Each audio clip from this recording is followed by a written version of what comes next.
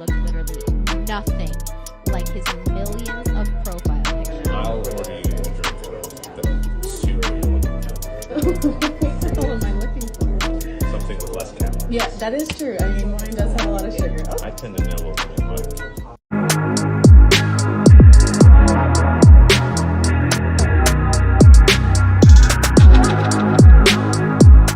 Welcome back. My name is Renee, and this is Highly Motivated, a channel where we check out different things that I find interesting, and hopefully you will too.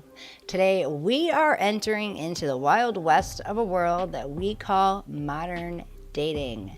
We have some crazy stories for you today. So without further ado, let's get into the video. First up, we have a Tinder date fail, leaving the date after 7 minutes. Yikes. That bullshit. That's fucked up, dude. No, it's not. That's fucked up. You're dog. fucked up. No. That The bitch. quick? Yeah. Yep. What'd you tell her? Said, the family, they just text me. They said we got some things going on, so. Sit down, I gotta hear this shit, dude. Not the same girl in the picture? No. No. No. I need a second I got in the truck. Serious? Yeah.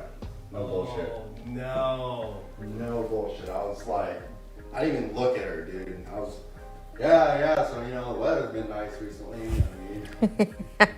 She wasn't. Ladies, this is why you cannot use pictures that are highly filtered. These men want to know what you look like, and honestly, my husband prefers me without makeup. I literally only put makeup on to make videos. This man started off the convo by calling me baby girl from a stranger. That gives me the ick. Honestly, the word ick gives me the ick, but... Hey, I'm going to send you a voice message because you are asking me the most generic, basic questions that everybody else asks. Now, you have such a unique profile, which is why I matched with you. But your conversation is getting very stale, very fast. It doesn't matter where I work. It doesn't matter where I live. It doesn't matter what I like to do for fun. It matters if we have chemistry. You notice I'm not asking you a million questions. I wait for when we have a date and we sit across from each other and I can really get to know you. But anyway, to play your little cliche, same generic questions that everybody else asks, fucking bore me to death. Depends on the season what I like to do for fun. So in the summer I like to go to the beach. In the spring I like to go hiking. In the winter I like to do indoor activities like bowling or something. Poker, whatever.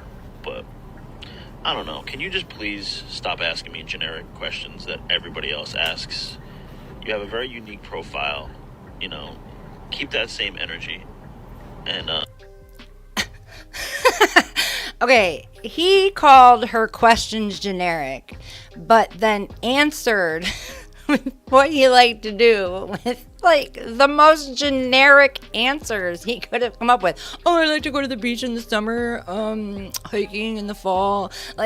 Okay, could you have come up with something a little more interesting while wanting her to be more interesting?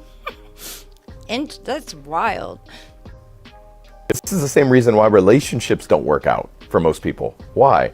Well, when you first start dating somebody, what are you apt to do? Put your best foot forward and explain to them all of your ideal values, all the things you think they're going to love about you, right? And they're like, oh my God, this is the most amazing person in the world. And then you fucking get to know them and you're like, oh, you are none of these things. You may want to be these things. This may be ideally your version of who you think you are, but this is not actually who you are, which is why the relationships fucking fall apart. Right? The integration is when the gap between the real and the ideal starts to get pretty fucking small. It's okay if there's a little bit of a gap. What's the gap mean if it's little? It means you're growing. You're growing into the best version of yourself constantly. But the gap's too big, then it just sounds like your fucking head's severely up your ass and you're totally confused about your life. Wow, absolutely. There's definitely some truth to what he said.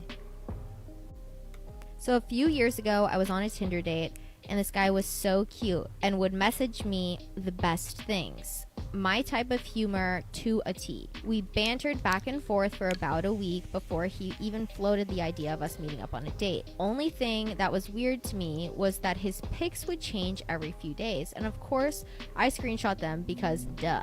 So I compare them. They definitely looked like the same guy, but different, like enhanced. Like I would feel like he was face swapping himself with a better looking guy each time. So Like body wise? I feel like he was just like superimposing his face on other people's bodies. Right, that's what I'm saying. So like every time he just picked a better body. I guess. And so she goes, or just really good at Facetune. I don't know. So I didn't say anything about it because I figured I could bust his balls in person about it and it would be funny. He asked me out at a really nice restaurant in town, and then she put like $3 signs by it, and I was like, damn, okay.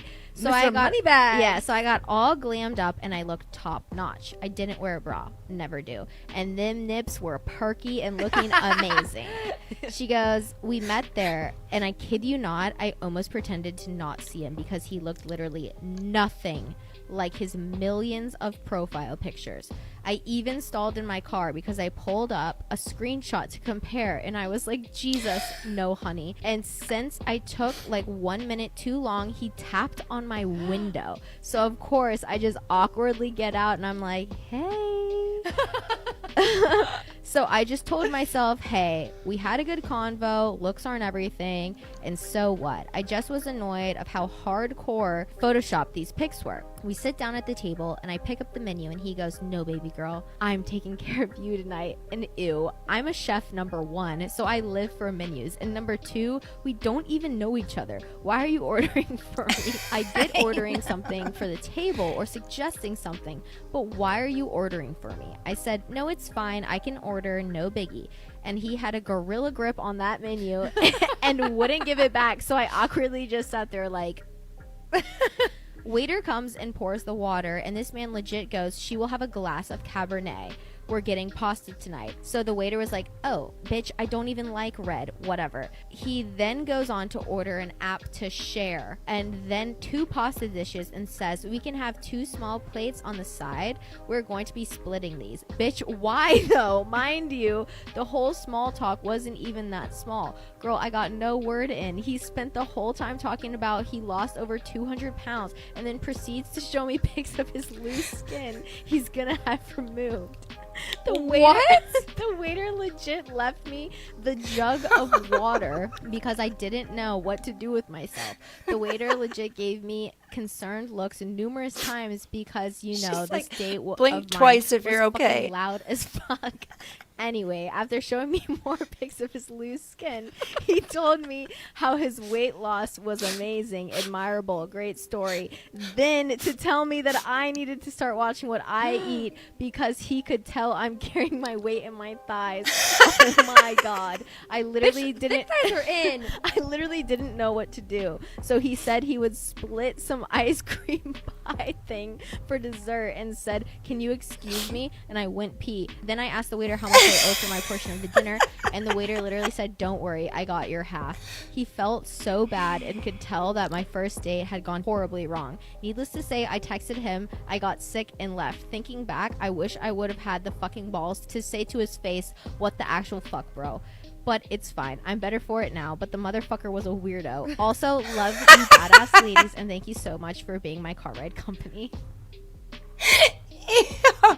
That was just, I don't even know what was worse, the loose skin or him wanting to order, or that is the date from hell. If you haven't yet, do me a favor, subscribe to this channel, hit the notification bell, and like this video.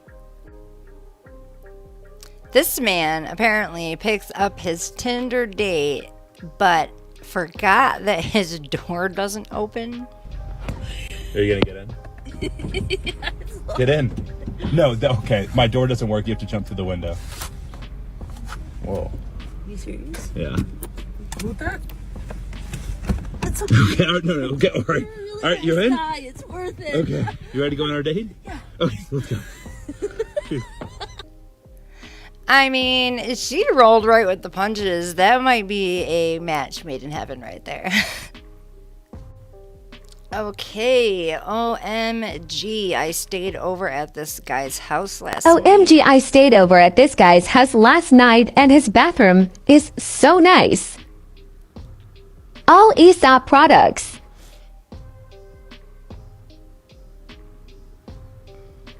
Waffle towels.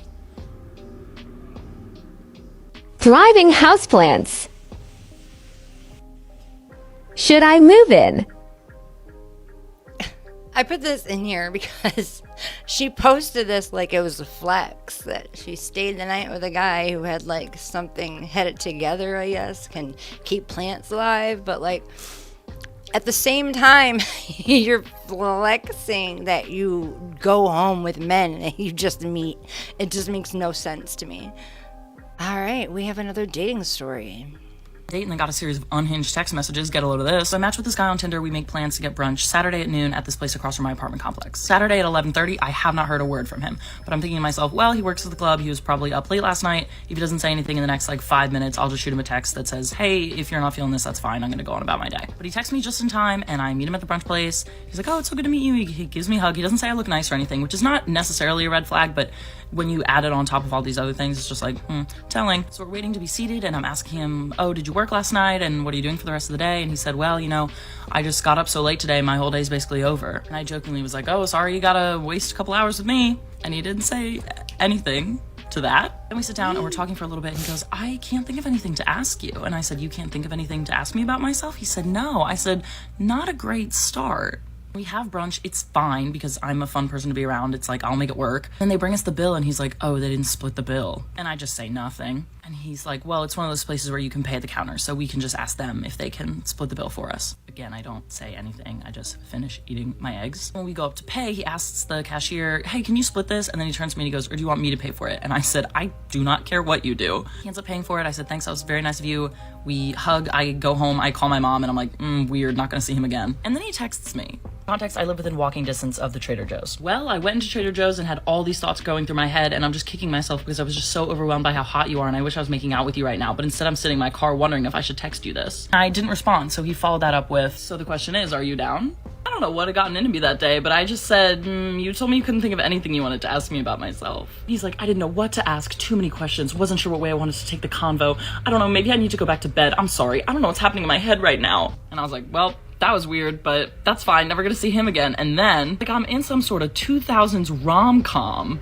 He says, do I want to know about your childhood memories or about your music or your marketing, where you used to live or what brought you to Nashville, and tell me more about that bad living situation that you said you had to get out of, and what cars have you had, and what got you out of religion and church, and do you still like kids, and where do you get your jewelry, and what's your favorite artist and musician, and do you listen to podcasts or speakers, and what's your mattress like, and do you have squishmallows, and do you like to hike or camp, and I don't know, it's all in my head, it's a lot. From a friend. Wow! Holy, that was a lot, and it was like one big run-on sentence, and that is a glimpse into the mind of that man, and you should run very far away. All right, this woman's experience dating a nice guy. We all know that guy. Oh, nice. Thank you for taking me here. You're welcome. All right, I'll get those going and then I'll come back and grab your Thank you very much. You're welcome. All right, so I liked what she had mentioned about the scallops. I thought that sounded really good. You know, I'm a big seafood fan, so I think I'm going to do that. Let me order for you. I'll surprise you. I know what you want. I hate surprises. you know this place better than me, so. Yes, I do. So what are you getting? I'm getting the ribeye with the mashed potatoes. So what are you going to order for me then? The ribeye with the mashed potatoes. Oh, okay. Really nice. You don't want to. You don't like red meat? Not good here or something? Well, you don't want to add on any calories, do you? No, but I mean we're on a nice little date, so I think I can work for now. I'll order you a drink that'll suit what you're looking for. What the hell am I looking for? Something with less calories. Yeah, that is true. I mean, wow. It does have a lot of sugar. Oh. I tend to know what women like. Yeah, well, that's good. That's good because not many guys do. But I'm definitely a cut above the rest. Thanks for letting me know who you are. I think I'm gonna go with. She's actually going to have what I'm going to have. What's that? I'm gonna have the. Either one of you like to add soup or salad tonight? Yeah, I was gonna do the soup. Is that okay? That's fine. Oh my god. I can't even fucking talk. Okay, I can't even order. He thinks he's being so nice. Updates it. It's Nick. Well, if you don't mind, I'm gonna take care of my bill because. I do mind. I will go ahead and take care of it. No. Listen, I've had an experience like this in the past, and I do not want to repeat. So I will definitely. Well, that's not me. I will not embarrass me.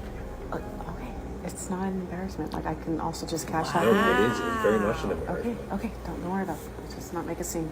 I forgot you like to open the door. Thank you. That's really nice of you. All right, I'm just gonna run into the car. If that's okay. No, it's not. Oh my God. Okay. I could have gotten in there a lot faster if I just ran. The gentleman has to get the Okay, door. that's fine. Thank you. Okay, if you are pushing your will on another person, whether you think it's nice or what they want or it's the noble thing to do, you can't push your will on another person in the name of being a nice guy, because then you're not a nice guy. He just completely disregarded the fact that she said the scallops looked good, and I don't know, a nice guy would be listening and would have been like, oh, I'd like to order for you, but what would you like? So I make sure I order the right thing. There are just a lot of different ways that he could have been a nice guy. To me, he was cloaking controlling under nice, but first we had online dating, and then came the dating apps, and now our dating world is in a severe state of dysfunction. Well, I hope you enjoyed the video today, and I will see you next time on Highly Motivated.